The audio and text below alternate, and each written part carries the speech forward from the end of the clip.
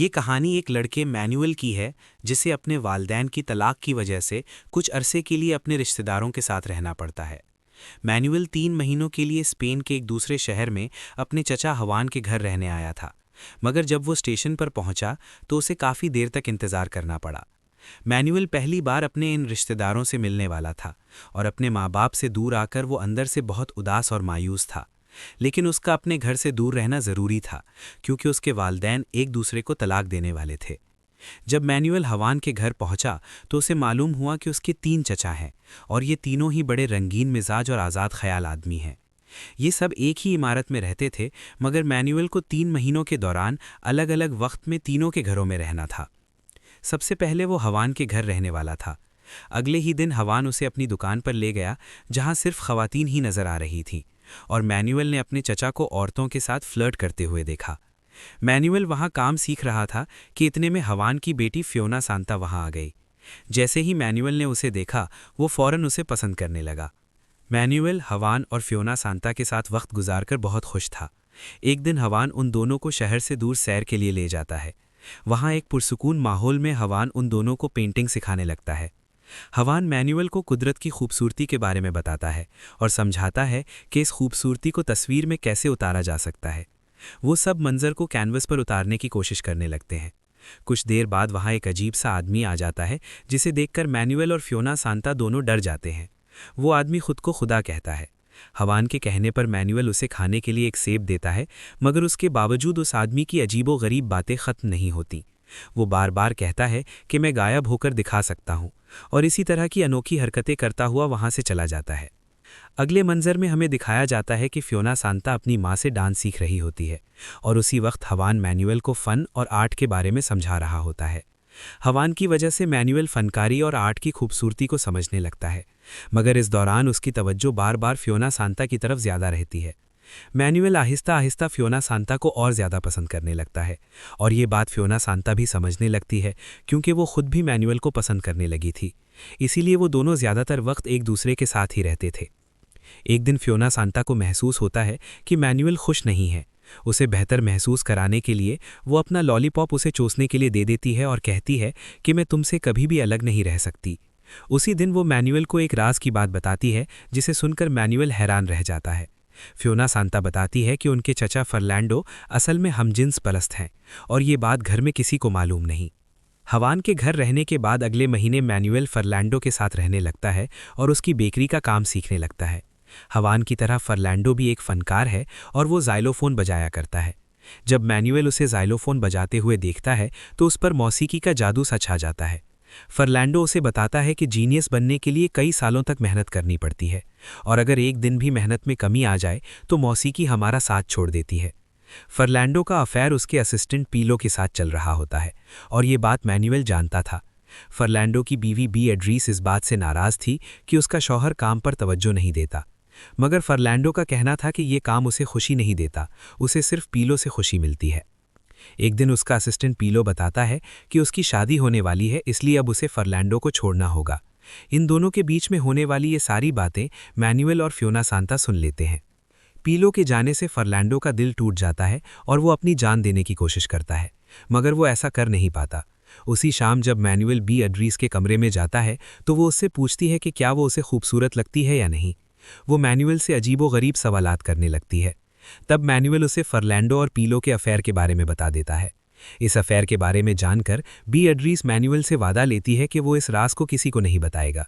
फर्लैंडो से नाराज़ होने के बजाय बीएड्रीस उसे संभालने लगती है और उसे बेहतर महसूस कराने की कोशिश भी करती है।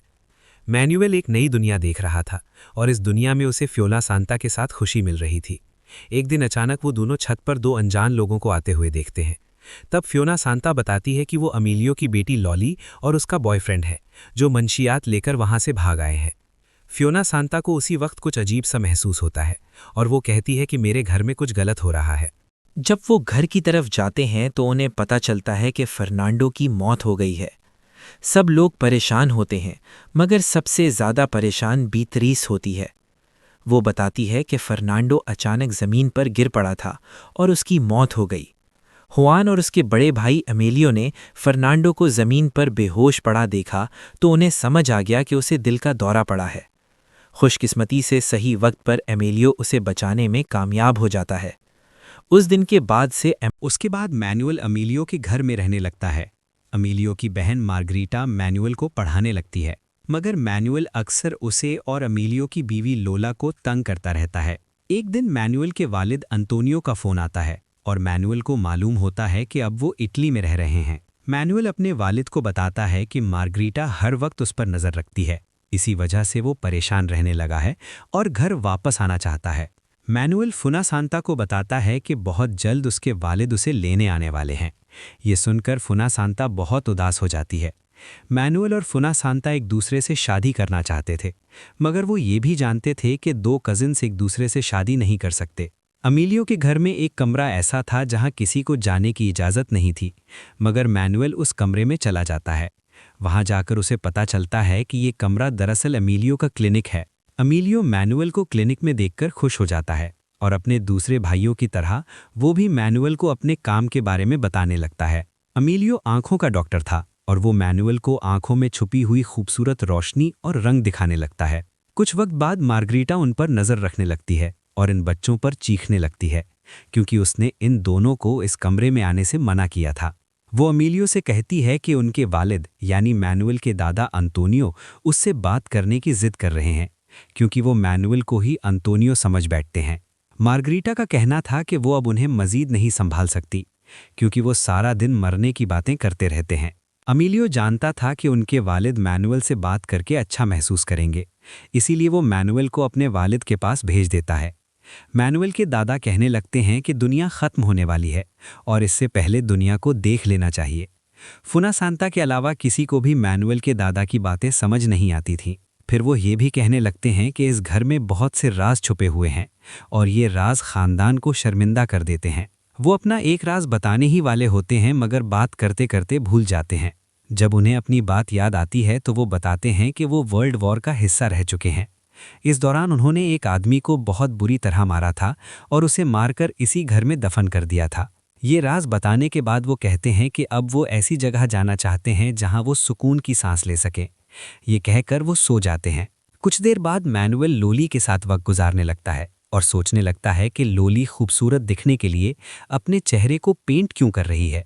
जब मैनुअल उससे उसके बॉयफ्रेंड और गांजे के बारे में पूछता है तो वो नाराज़ हो जाती है।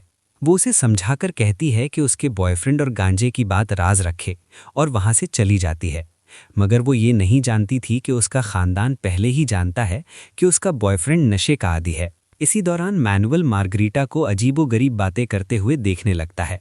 जब वो मार्गरीटा से पूछता है तो वो सबको बताने लगती है कि वो खुदा से बातें करती है। अमीलियो जब ये बातें सुनता है तो नाराज़ हो जाता है और उसके पागलपन को छुपाने की कोशिश करता है, मगर मैनुअल उसकी बातें सुनकर मज़े ले रहा होता है। एक दिन अमीलियो लोली से कहता है कि उसे अपने बॉयफ्रेंड से दूर रहना होगा, मगर जब लोली उससे बहस करने लगती है तो अमीलियो अपना आपा खो बैठता है। अमीलियो को इस हालत में देखकर मैनुअल बुरी तरह डर जाता है, मगर लोली उसे समझाती है कि उसके वालिद कभी कभार बेवकूफ़ाना हरकतें कर बैठते हैं। मैनुअल इस अजीबोगरीब खानदान के पागलपन का हिस्सा बनने लगता है, मगर ये पागलपन इन लोगों के लिए आम बात थी। वो सब ऐसे बर्ताव करने लगते हैं जैसे कुछ नहीं हुआ हो। अचानक अमीलियो के वालिद उन्हें तन्हाई के बारे में एक नज़्म सुनाने लगते हैं। ये नज़्म उन्होंने मैनुअल के वालिद अंतोनियो के लिए लिखी थी और अमीलियो को सामने देखकर वो बताते हैं कि वो उसके आने का इंतज़ार कर रहे थे। अल्जाइमर की बीमारी की वजह से वो सब कुछ भूलने लगे थे और इसी वजह से वो अपने घर का रास्ता भटक गए थे, इसीलिए इस पार्क में आकर बैठ गए थे। फुनासांता कहती है कि वो जानती थी कि उनके दादा दरख्तों और परिंदों से मोहब्बत करते हैं, इसीलिए उसे अंदाज़ा था कि वो उन्हें इसी जगह मिलेंगे। उसी वक्त मैनुअल के दादा कहते हैं कि वो समुद्र देखना चाहते हैं, क्योंकि वही वो जगह है जहां वो सुकून की सांस ले सकेंगे। वो दोबारा मौत की बातें करने लगते हैं, मगर अमीलियो कहता है कि जब तक वो जिंदा है वो अपने वालिद को मरने नहीं देगा। अमीलियो वादा करता है कि वो उन्हें समुद्र के पास ले जाएगा और ये सुनकर वो बहुत खुश हो जाते हैं। घर जाते हुए अमीलियो के वालिद एक और कहानी सुनाने लगते हैं और ये कहानी सुनते सुनते सब लोग घर पहुंच जाते हैं। उसी दोपहर उनकी समुद्र देखने की इच्छा पूरी हो जाती है। मैनुअल अपने पूरे खानदान के साथ बीच पर जाता है और पहली बार पूरा खानदान वाकई खुश नजर आता है। इन सबको एक साथ देखकर फुनासांता के दादा को सुकून मिल जाता है। बरसों से सुकून की सांस लेने की जो इच्छा थी वो पूरी हो जाती है। और अपनी आखिरी इच्छा पूरी होते ही उसी बीच पर मैनुअल के दादा की मौत हो जाती है। पूरे खानदान की तरह मैनुअल भी दादा की मौत पर बहुत दुखी होता है, मगर उसी वक्त आखिरी रस्मों के लिए मैनुअल के माँ बाप भी आ जाते हैं। तब मैनुअल को एहसास होता है कि उसके माँ बाप की आमद के बाद उसका और फुनासांता का रिश्ता हमेशा के लिए ख़त्म होने वाला है। वो आखिरी दिन था जब उन दोनों ने एक दूसरे को देखा, क्योंकि आखिरी रस्मों के बाद मैनुअल अपने माँ बाप के साथ अपने घर वापस चला जाता है और फिल्म यहीं पर ख़त्म हो जाती है।